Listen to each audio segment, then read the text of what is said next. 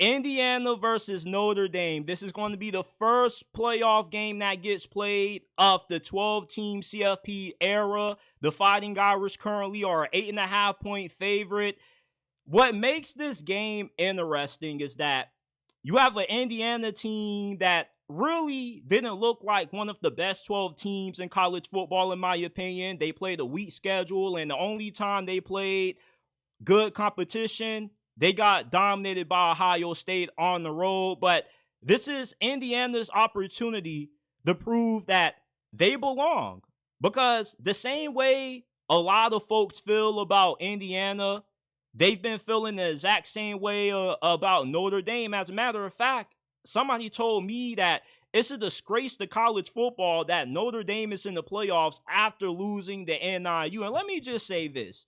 Notre Dame is the most disrespected team that made it into the playoffs because everybody just wants to harp on no loss to NIU like there aren't other teams that had ugly losses to teams that they were expected to beat. And what gets overlooked about Notre Dame is how good this defense is. And Indiana offensively, I really believe that they're going to struggle against the size and the speed that Notre Dame's defense has. Notre Dame is third in the nation in passing yards per game allowed. They're third when it comes to forcing takeaways.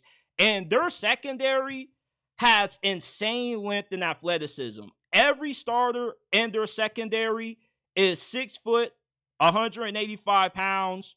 They either weigh more or they're taller than that. So you got a lot of length back there.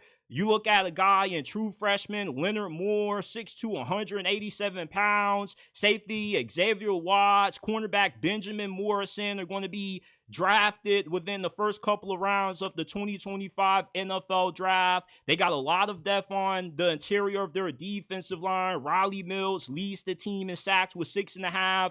Howard Cross. And Indiana, the last time they played a defense remotely as good as what Notre Dame's is, they got held to 151 yards, 68 through the air and a few on the ground.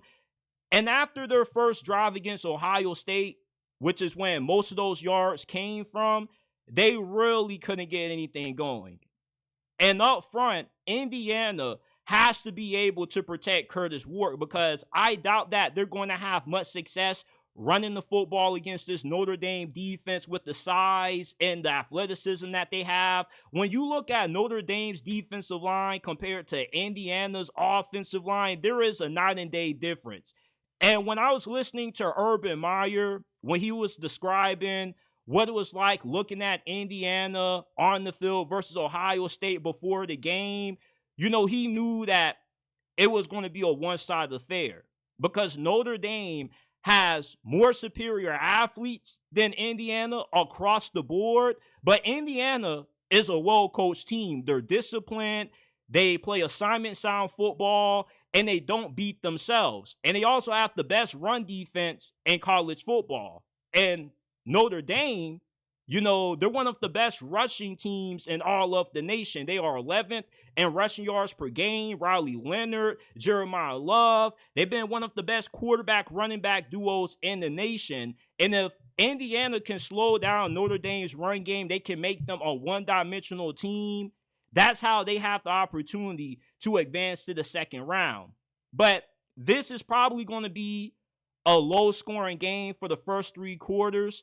And the way I see this thing going is that it probably ends up being 13-10 heading into the fourth quarter. Notre Dame is up, and then Notre Dame starts to slowly wear down Indiana's defense because the difference between Indiana and Notre Dame is that Notre Dame has more depth up front on the line of scrimmage on both sides of the football. Indiana, they do have a few good pass rushers on their defensive line, but they don't have enough bodies to keep guys fresh. And that's why Notre Dame is going to end up delivering a lot of body blows as this game wears on. And Indiana, as this game gradually wears on, they're going to get worn out and tired. And when you have a defense as good as what Notre Dame's is, with so much athleticism, guys are just flying around at 100 miles per hour. and you're a team that up front, you're undersized, you're going to have to rely on Curtis Wark to have a really efficient day for you. And he's been one of the more efficient quarterbacks in college football this year. 27 touchdowns, 4 interceptions, has one of the highest QBRs in the nation. But against Ohio State, he struggled. The offensive line pretty much only gave him a millisecond to throw the football, and he only had 68 passing yards. And despite how good Indiana has been, I still don't really know how good this team is based off the competition that they played. Now, I know that you can't defy a team by their schedule, but I mean, when you look the way that you did against Ohio State, do you really belong here? We're about to find out. And Notre Dame's physicality offensively, you know, when you think about their wide receivers, their tight ends, yeah, you don't really have nobody that really stands out, but you got a lot of size at that position. Indiana's best corner, D'Angelo Pons, is only 5'9". And I believe with Notre Dame being the bigger, the more physical team, is going to be a large reason why they end up winning this game. They say styles make fights. And in this game, I just feel stylistically we have a huge mismatch in these two teams. For Indiana, they're a team that more so is built to spread the football around. They like to beat you throwing the pigskin all over the field. But against Notre Dame, they are a team that they want to just run and pound you into oblivion. And that's how I see Notre Dame winning this game. Eventually, once we get into the fourth quarter, Indiana's going to be so tired, they're going to be so fatigued due to the lack of depth that they have up front, to where we start to see Notre Dame start to rally late in this game. And then that's when they start ripping off those big touchdown runs with Jeremiah Love and Riley Leonard. So my score prediction in this game, I like Notre Dame 28-14 is going to be my final score prediction for this one. I do expect for Indiana to look much better in this game than what they did against Ohio State, because Notre Dame isn't as good as what the Buckeyes are, but they are better up front than what Ohio State is. And I do feel like their run defense is probably going to give up the most yards that they have all season. I know that they ranked number 1 in run defense, but the numbers kind of lie a little bit when it comes to Indiana. The stats kind of deceive you, because statistically and analytically, Indiana is one of the best teams in college football. But how are you going to look when you're going up against some of the best teams in the nation? Because when I watch Notre Dame play this year, I legitimately see a top 12 team. You know, everybody that they've beaten since losing to NIU, they've done it pretty handily. You know, they beaten up on the service academies. They beat Texas A&M early during this season. They beat Louisville. So it's not like Notre Dame hasn't been battle tested. If there's a team that has more to prove, it's Indiana in this game. Because I really don't believe that they deserve the spot in the playoffs up until we had all of the chaos that happened with Bama and Ole Miss getting upset during the last couple of weeks. That's the only way they got into this thing. Because if Ole Miss and Alabama went down and handled business, then Indiana's on the outside looking in.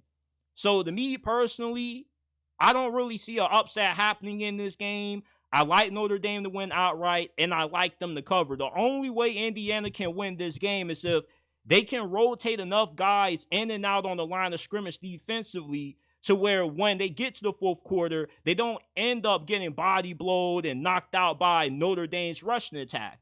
Because the thing that kind of makes Notre Dame hard to beat is that you know what they like to do. But you know that you're a dominant team up front when everybody knows you want to run the football, and yet you can still run it anyway. That's a sign that you're a physical football team. And Indiana, they're far from a physical football team, in my opinion. I think that they're a little bit more finesse, and that's why I just don't think stylistically this is a game that benefits Indiana.